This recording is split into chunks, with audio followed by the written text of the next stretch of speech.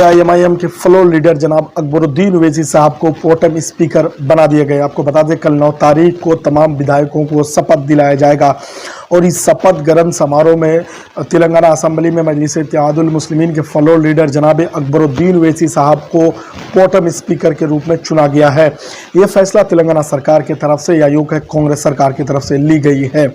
तो जिस तरीके से अकबरुद्दीन ओवैसी साहब को अब प्रोटेम स्पीकर यानी वो ही स्पीकर रहेंगे कल और वो तमाम विधायकों को शपथ दिलाएंगे और उसके बाद फिर स्पीकर का चुनाव बाद में होगा।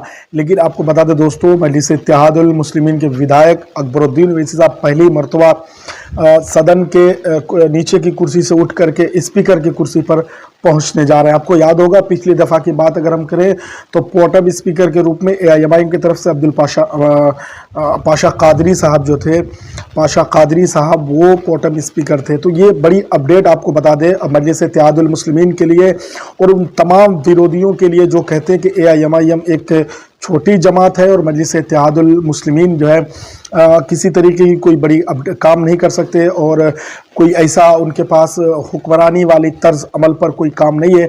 तो ऐसे लोगों के लिए बहुत ज़बरदस्त तरीके से एक जवाब दिया गया है। जब अकबरुद्दीन ओवैसी साहब कल प्रोटेम स्पीकर यानी स्पीकर बन करके सदन के अंदर मौजूद रहेंगे और तमाम जो विधायक होंगे जिसमें खुद मुख्यमंत्री जी भी होंगे और तमाम मिनिस्टर्स होंगे वो नीचे होंगे और ख़ुद जो है अकबरुद्दीन ओवैसी साहब वो स्पीकर के कुर्सी पर होंगे। बता दें कि फिलहाल कांग्रेस की मंत्रालय गठन हो चुका है। कांग्रेस के चीफ मिनिस्टर के रूप में रेवंत रेड्डी जो कांग्रेस की तरफ से सीएम पद के सीएम जो है रेवंत रेड्डी उन्होंने भी शपथ ले चुके हैं और टोटल 12 मिनिस्टर जो है वो शपथ ले चुके हैं। लेकिन इन तमाम मिनिस्ट्री में मुस्लिम नुमाइंदगी की बात की जा रही थी बार बार कि मुसलमानों को कोई मंत्रालय नहीं दिया गया। इनकी बुनियादी वजह ये भी रहा है दोस्तों कि कांग्रेस पार्टी के पास कोई भी नुमाइंदा मुस्लिम जो है चुनाव जीते हुए नहीं है, ना बीआरएस के पास ना बीजेपी के पास। ऐसे में सिर्फ मजलिस इत्तेहादुल मुस्लिमीन के 7 नुमाइंदे चुनाव जीते हैं।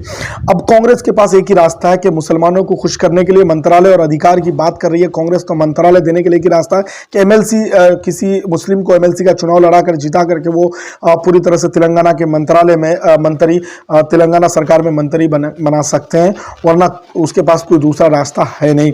और मजलिस इत्तेहादुल मुस्लिमीन के जो 7 विधायक है वो पहले ही कह चुके कांग्रेस पार्टी कि वो जो है विपक्ष में बैठने वाले। लेकिन कल सर्वोपरि होंगे तेलंगाना की सदन में अकबरुद्दीन ओवैसी साहब, वो बैठेंगे कल स्पीकर के इस कुर्सी पर और तमाम विधायकों को सदन दिलाया जाएगा। और रवायत के मुताबिक जमहूरी अंदाज में शपथ के बाद फिर तमाम सरकार की जो कार्रवाई है, जो तरीक़े अमल है, वो तमाम चीज़ों पर कार्य होगी और तमाम चीज़ें अपनी अपनी जगह पर चलता रहेगा। तो मिलेंगे अगले अपडेट के साथ।